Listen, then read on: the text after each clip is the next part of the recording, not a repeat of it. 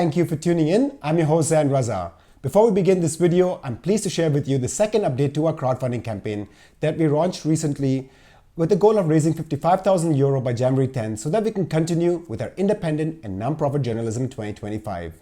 In last year's campaign, we raised €53,000 thanks to 1,710 donors. And in this year's campaign, we've managed to raise so far €20,600 thanks to 780 donors. In other words, we've reached 37% of our target and there's still 3 weeks to go. So if you're watching our videos regularly and have not donated this far, please take a few moments and just donate a small amount of $3 to $5 or euros. If all of our 155,000 subscribers, or even just the amount of people watching this video right now, donate that amount today, we'll not only be able to reach our crowdfunding target, but also be able to improve our capacities for the coming year. Today I'll be talking to independent journalist and author Fabian Scheidler. Fabian Scheidler has written several books, the latest being The End of the Mega Machine, A Brief History of a Failing Civilization. Fabian, welcome back. Thanks for having me. I would like to start the interview with the Nord Stream pipeline, especially given the fact that this story has by and large disappeared from the mainstream media, despite the bombing of the pipeline being the biggest act of sabotage and environmental disaster in recent European history. You were one of the first European journalists to interview Pulitzer Prize-winning journalist Seymour Hersh, who in 2023 broke the story that the US had blown the Nord Stream pipeline as a part of a secret CIA operation. Last month, you wrote an article for Le Monde Diplomatique entitled, quote, Nord Stream, hide and seek deep under the Baltic Sea, unquote, in which you sought to trace the perpetrators as well as analyze the various narratives. First, could you summarize the prevailing narratives about the Nord Stream pipeline bombing and the question it raises us? And secondly, can you talk about the German government's approach, in particular, whether it has gone far enough to bring those it deems responsible for the attacks to justice? Yes, basically there have been three narratives around for the last 2.5 years since the bombing, or it's more than 2 years now. And the first one was Russia is responsible, which was ludicrous from the outset because they have no motives and there are no indications, and even the American administration or the secret services have said they have no indication that Russia is behind. The second narrative came up with Seymour Hersh's report, who said that it was the Biden administration. And the third story came up a month later with the idea that a sailboat with 6 persons was responsible for all of this. And there had been a lot of reporting on this third story, very little reporting, virtually no reporting on the Hersh story, but very much so on the Andromeda sailboat story. And the theory is that it was a Ukrainian operation, and some reports say that Volodymyr Zelensky knew about it or even was in favor of the operation and later tried to stop it, or another story is that he didn't know anything about it. Both of it is not credible. So we have basically two possible narratives here. One is Ukraine is responsible, the Ukrainian military and government, or the US administration.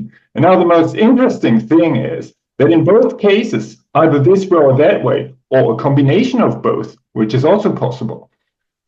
In either case, it was one of our closest allies who bombed German infrastructure, crucial energy infrastructure. Now, given that fact, that extraordinary fact, it's really surprising that most of our media are not that interested in finding out who is responsible, and even more so, our government is not really interested. You know, when you believe in the Ukraine story, you should try to get hold of some of the responsibles, their names. And there was a European, there was an arrest warrant for one of the supposed perpetrators, but the Polish government didn't do anything, although they were obliged to do so, to arrest that person. He escaped to Ukraine, and the German government apparently is doing hardly anything. So it's extraordinary. So if our allies bomb our infrastructures, our government is not doing its duty, which is to protect German citizens and German infrastructures. And of course, all of this has huge geopolitical implications, because if it really turns out that Ukraine was responsible, then how can we go on arming the country that has bombed our infrastructure in Germany? If the US was responsible, so how can we claim that NATO is the beacon of Western values and so on? So, of course, because all this is very critical, our government and our mainstream media do not want to talk really about it.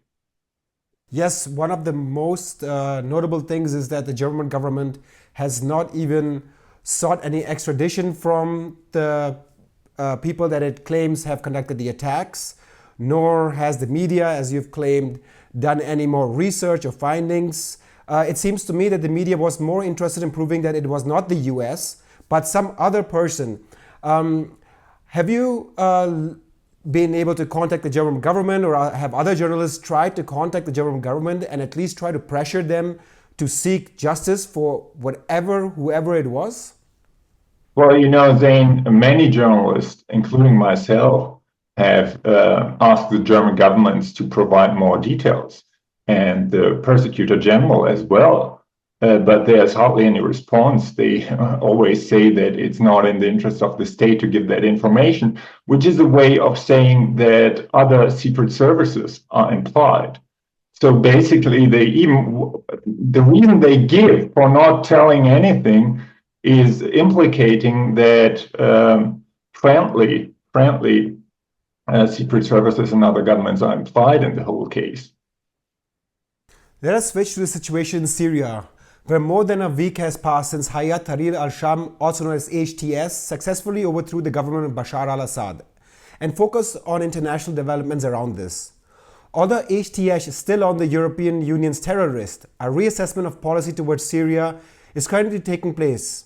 For example, the EU has sent German diplomat Michael Ohnmacht to Damascus to begin talks with the caretaking government formed by the HTS group, stating that it is too early for sanctions to be lifted until HTS takes concrete steps to distance itself from al-Qaeda and ensure the protection of minorities. The EU foreign ministers also agreed that Iran and Russia should have no place in Syria's future, which also include any military bases or activities. What is your assessment of European policy since the fall of Assad?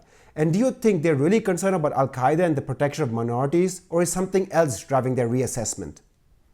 Well, again, this is another amazing story, you know? Do you remember the war on terror? Do you remember 9/11? Do you remember who was supposed to be behind 9/11? Al-Qaeda. And the West, especially the Americans, but European countries as well, waged a 20 years war against Al-Qaeda, devastating one country after another to go after Al-Qaeda. And now we have al-Julani in charge in Syria, who has conquered Syria in an amazing way, by the way. And now he seems to be our friend. And the fact that he was in charge of the al-Nusra Front, which is an offspring of al-Qaeda, is almost forgotten. And people say, well, he's a moderate rebel. Well, he disbanded from al-Qaeda some years ago, and so on and so forth. But isn't this amazing? I mean, the Western hypocrisy is so blatant here. Because either we think that Al-Qaeda is really the worst thing ever happened to humanity since the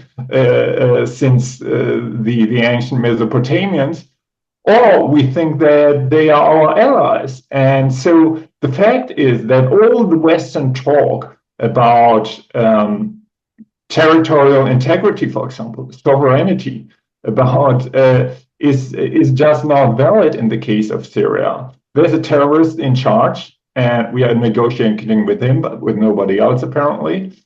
And the second interesting thing here is that many other forces, foreign governments, were involved in this downfall of Assad. The Turkish government, mainly. We don't know if the US was involved. It wouldn't surprise me if it turns out that the US was involved, because they have been sponsoring jihadist terrorists for decades, for more than 40 years, since Afghanistan, the Mujahideen in Afghanistan. So on the one hand, they were fighting them. On the other hand, they were nourishing them if it served their interest. So the fact here is that foreign forces, at least Turkey, and also, of course, Israel, we can talk about that later. Israel has bombed Syria, really 800 bombings since the fall of Assad. And nobody is really complaining that foreign governments are conquering the territory of another state. Now, I don't want to defend Assad by any means. It was a terrible regime, and the Syrian people should be lucky to have a better government. But given the fact that a NATO member, Turkey, was so deeply involved in supporting al-Jolani, is really concerning. And we don't know what will come out of that. But al-Jolani claims that there will be a democratic process. But I think we should be watch that very carefully. What's also very noteworthy is that neither the US nor Israel conducted any airstrikes while HTS was conducting its offensive. And so far, since Israel has taken much of the Golan Heights, the HTS has not come out and condemned any of that quite strongly. But returning back to the developments in Syria, there's not only international intervention taking place at the diplomatic and economic level, but also military intervention on the ground, as you've mentioned. Turkey is active through its Islamic militia and is putting pressure on the Syrian Democratic Forces, SDF, led by the Kurds in northern and northeastern Syria. The US supports these forces, is also stationed in this region. Although Germany's main primetime news program, the Tagesschau, mentions US presence, it does so mainly in terms of protecting the SDF and other minorities. The Tagesschau fails to mention that the US military is present there without a UN mandate and that the eastern part of the region has important oil and gas reserves and infrastructure that the US previously did not want Assad to take over. In addition, Israeli forces are carrying out what they call one of the largest military offense operations in their history, and as if you mentioned, have bombed somewhere 400 to 800 times targets, including airports, air defense installations, fighter jets, naval ships, and other strategic infrastructure. According to some estimates, they have destroyed 80% of Syria's military capacity. Furthermore, Israel continues to encroach on the Golan Heights, which it has occupied since 1967, despite the fact that the United Nations consider it to be Syrian territory and has called Israel to withdraw and respect Syria's territorial integrity. According to Israeli Prime Minister Benjamin Netanyahu, Israel plans to invest more than 11 million in the Golan Heights and double the population there. When asked about Israel's actions in the Golan Heights, Christian Wagner, a spokesperson for the German Foreign Ministry, recently made the following response, and let me quote him here, quote, "The settlement of the civilian population is contrary to the law of the occupation, which is based on the Geneva Convention. We call on Israel to refrain from this project," unquote. How do you assess Israel's actions thus far in Syria? And secondly, does the German government's position go far enough to address the concerns that the UN has? You see, Zain, the German government has supported Israel for decades, and since October 7th, since the Gaza war started, the German government supported Israel with huge arms sales financially and also diplomatically. And now Amnesty International has put out a report that says that what happens in Gaza is indeed a genocide. What the International Court of Justice is, of course, considering and has called a plausible genocide. So the position of Germany concerning Israel is quite clear. It's we don't care for the Genocide Convention. We don't care if Israel is committing genocide there. We don't care for the Geneva Conventions even. And it's very obvious that Israel has been conducting war crimes in Gaza and Lebanon and now in Syria on a daily basis. So I think the position of the German government is deeply concerning. It's also concerning when you consider German history. I mean, what is the lesson from the Holocaust? Is it that you support another people for committing any war crimes? Or is it rather what I suppose it should be to protect international law, to protect human rights, no matter who is concerned, if they are Muslims or Jews or Christians or whoever. So I think it's really very concerning the approach of the German government. Now, when it comes to Israel's actions in Syria, of course, it's completely lawless. I mean, they are bombing a sovereign country. Even if the government changes, that doesn't mean that the country has stopped to be sovereign. Well, the West is talking all the time about sovereignty, territorial integrity when it comes to Ukraine and Russia, and rightfully so. I mean, international law is very clear here. But when Israel is bombing the hell out of Syria and is destroying the military, it's sort of okay. So they are entitled to do that. This is really baffling. And concerning the Golan Heights, the occupation of the Golan Heights has been illegal from the outset. Trump has recognized the illegal occupation of the Golan Heights, and now they are moving even further into the Golan Heights, which is all completely legal. I mean, almost everything that Israel is doing now in the region is not only illegal, but so deeply dangerous because it sets a really precarious region on fire, and we don't know where that ends. And the whole idea that all this will lead to a stable Middle East formed, and the image of what Israel and the US wants to have in the Middle East is deeply erroneous because there are so many people in the Middle East who don't like that kind of order that they try to impose. Let us switch our attention to the latest developments surrounding the war in Ukraine. On December 7th, US President-elect Donald Trump met with Ukrainian President Zelensky and French President Emmanuel Macron in Paris, where Trump called for an immediate ceasefire, while Zelensky, on the other hand, underscored the need for security guarantees. It is expected that once Trump comes into power, he will push for negotiations that will include territorial concessions. Just when we think the situation is calming down, today the media is reporting that Russia General Igor Kirillov, head of nuclear, biological, chemical defense forces, was killed with a hidden bomb in a scooter. Al Jazeera is reporting that a source in Ukraine's Secret Service, SBU, says the agency claims responsibility for the assassination.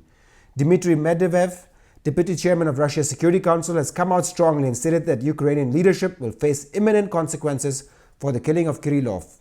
Can you first comment on the assassination and what impact it might have on the war negotiations, and then talk about whether a ceasefire that Trump has mentioned is even realistic at this stage, especially given the high price both countries have already paid in terms of political capital, money, and lives? Yes, the assassination has to do with the carte blanche that the US has given to Ukraine to escalate the situation. The Biden administration was very, very clear. They allowed Ukraine to use long-range missiles to hit deeply into Russian territory. And so the Ukrainian government feels entitled to do whatever they want. And they are playing with fire because Russia has changed its nuclear doctrine recently, stating that they can even use nuclear weapons in response to conventional strike. This is deeply concerning. I mean, don't these people have children? Don't they want to survive themselves? I mean, if this turns into a nuclear war, I mean, we are all dead. It's not, you cannot really constrict or confine a nuclear war. There's a lot of research on it. So I think that's utterly crazy to escalate in this situation.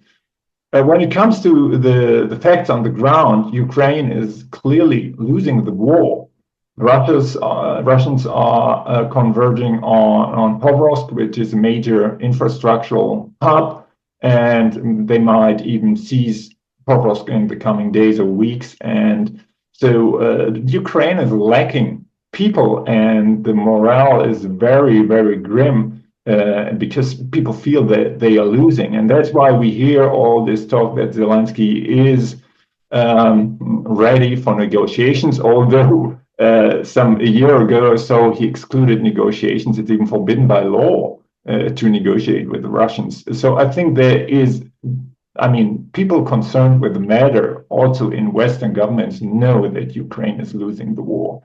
And so now the question is whether Trump will keep his promises to make peace. Of course, that doesn't only depend on him, but also on the Russians and the Ukrainians. But I think the Russians are not really, they don't need a quick peace because they are gaining territory. They are winning. So it's basically Ukraine that needs a rapid ceasefire if it doesn't want to break down in this winter. So I think still there is a sort of a chance that there will be talks when Trump comes to power. I mean, we don't know if he will keep his promises. He's promising a lot. And, in the US, he has promised to make America great again, which will not work. He has to deliver on something because his economic program will certainly not work because he's just cutting taxes for the rich, raising tariffs, which makes which raises prices and inflation and so on. So he will get a lot of trouble, I think, at home. So he sort of needs some kind of success abroad. So we will see how this plays out. I think when it comes to the European governments, we should push our European governments on the negotiating table, because otherwise this could lead to utter disaster, first of all, for the Ukrainians and for the rest of the world as well. In response to the Russian invasion of 2022, Germany set up a military fund of 100 billion euros to counter what it calls an existential security threat that Russia poses to Europe and Germany. According to Euronews, military spending increased in 22 of the 27 member states of the European Union, and overall, EU's military spending is expected to reach 326 billion euros, or about 1.9% of EU's GDP. However, NATO Secretary General Mark Rutte recently made it clear that even the 2% target is not enough to maintain long-term deterrence against Russia. The mainstream parties here in Germany have all ruled out diplomatic solution when it comes to Ukraine during the election campaign and have stated that they will support Ukraine for as long as it takes. The only difference is that while the Christian Democrats and the Greens have both stated that they will ensure that Ukraine receives the Taurus cruise missile, the Social Democrats have ruled that out.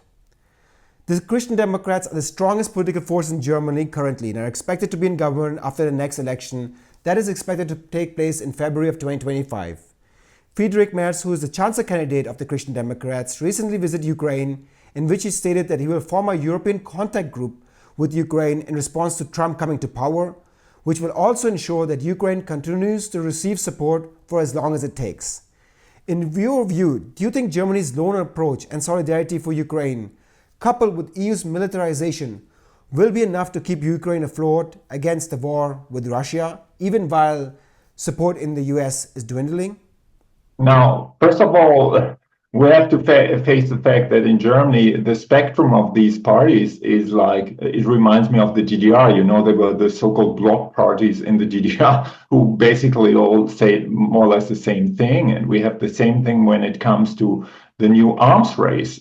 They are all frantically for boosting the military, although the fact is that world spending on the military is now at an all-time high, $2.4 trillion each year, and $1.3 trillion is NATO alone. So, and Russia is just at maximum 1/10 of that.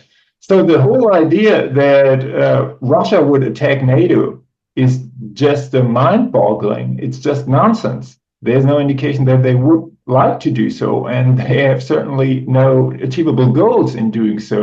And the idea that if NATO doubles its military spending in the next 10 years, that we are any safer is complete nonsense. So all these parties who are in favor of not only raising spending to 2% of GDP, no, most parties in Germany are in favor of 3% of GDP.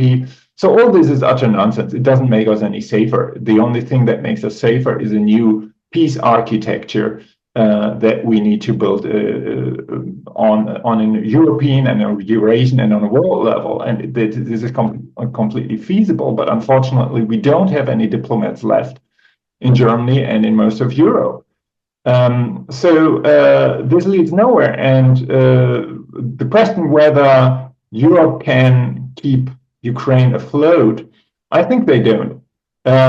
If they wanted to pay for all that the US paid in the last 2 years, they would have to destroy the European welfare state. They are already doing this. I mean, in Germany, there are huge cuts coming. There is a new wave of austerity coming. That was also the reason why the sitting government has broken down, because they couldn't find a way to pay for more aid to Ukraine without new debt. And so the question that we are facing here is whether we will destroy our social systems to put all the money in the military to keep a lost war going to the detriment of the Ukrainians and the rest of the world. So I think, it's just madness. Let's return to Israel, especially its assault on Gaza, where the death toll has now surpassed 45,000 civilians. In November, Human Rights Watch published a report holding Israel responsible for war crimes and crimes against humanity. And as you mentioned, recently Amnesty International came out with a report which documents how Israel is violating the Genocide Convention with specific intent to destroy Palestinians in Gaza. And let me quote their General Secretary Agnes Kalamard here. Quote, "Month after month, Israel has treated Palestinians in Gaza as a subhuman group, unworthy of human rights and dignity, demonstrating its intent to physically destroy them," unquote. We've already talked about the ICC and the double standards of the West, and I would like to take away this conversation from the legality and geopolitics and focus more on the humanitarian aspect. I mean, what does it mean to treat somebody subhuman and have a death toll of 45,000 people? Can you provide our viewers a more insight on the situation in Gaza and how the people there have been suffering as of late? Yes, first of all, 45,000 is probably largely underestimated because there are many people under the rubble. I mean, these 45,000 are only the people who have been counted, where we have a body, but all the people under the rubble are unaccounted for.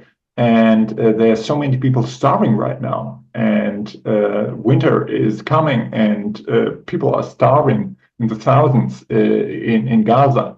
So it's a crime of really unimaginable dimensions.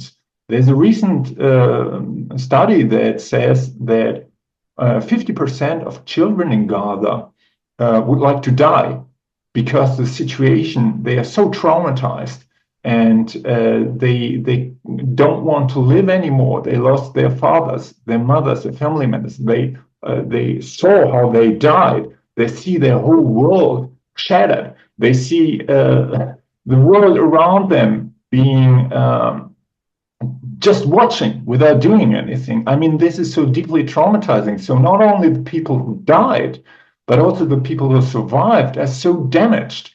Their inner selves are destroyed by this ruthless campaign. And the West is so deeply complicit in this. I mean, this has been going on for more than a year now. What has the West done to stop any of that? If the US would say, we don't give you any arms anymore, this would stop in a very short period of time. So this is the first televised genocide that we are seeing every day. I mean, our media are not reporting that much. They don't show the suffering that much. But you can see it if you watch Al Jazeera or the news or TikTok or whatever. And everyone who wants to know can know.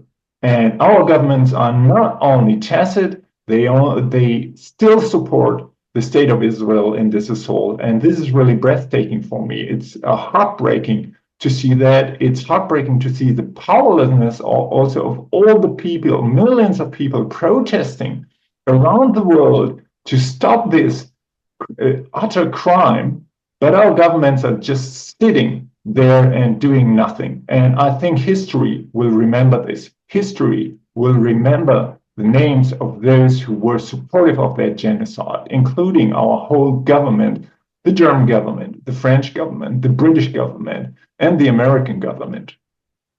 To my last question, and I wanted to specifically ask you this, as you yourself are an independent journalist and were also part of developing an independent media outlet called Context TV. Why, in your view, is it essential for people to support media outlets such as ours that do not accept money from corporations, governments, and believe in the principle of independence? You know, about 60% of the German printed press are in the hands of a couple of billionaires. And we have the same situation and even worse in Britain, in France, in the United States.